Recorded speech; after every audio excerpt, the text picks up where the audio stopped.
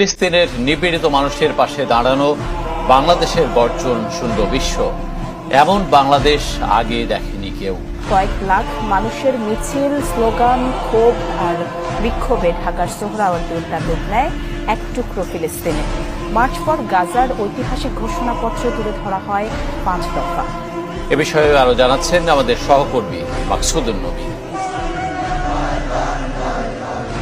একসাথে এত মানুষের জমায়েত বাংলাদেশ আগে কখনো দেখেছে কিনা তা বোধহয় হলফ করে বলা কঠিন। সংখ্যার হিসাবে কত লাখ কে জানে। 68 একর আয়তনের সোহরাওয়ার্দী উদ্যান ছাপিয়ে জনসমুদ্র ছাড়িয়েছে আশপাশের সব সড়কে। শাহবাগ, নীলক্ষেত, কাকরাইল, বাংলা মোটর সহ বিভিন্ন রাস্তায় তখন মানুষের সয়লাব। তীব্র গরম উপেক্ষা করে ঢাকার বাইরে থেকেও সামিল হয়েছেন বহু মানুষ। গণজমায়েতের নির্ধারিত কয়েক ঘন্টা আগে থেকেই শহরের প্রধান সড়কগুলোতে ছিল মার্চ ফর গাজা কর্মসূচির মিছিল। ঢাকার বুকে অগুন্তি পতাকার ঢেউয়ে যেন জেগে উঠল নিপীড়িত ফিলিস্তিনের স্বাধীনতার গর্জন।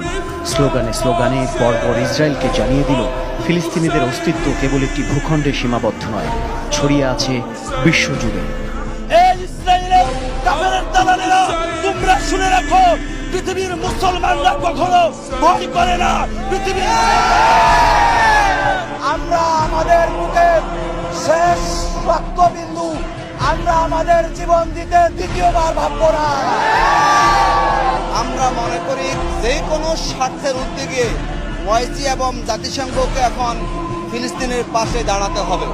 আমরা তো ওই দেশে যেতে পারছি না, তা আমাদের দেশে যতটুকু সামর্থ্য আমরা প্রতিবাদ করতেছি।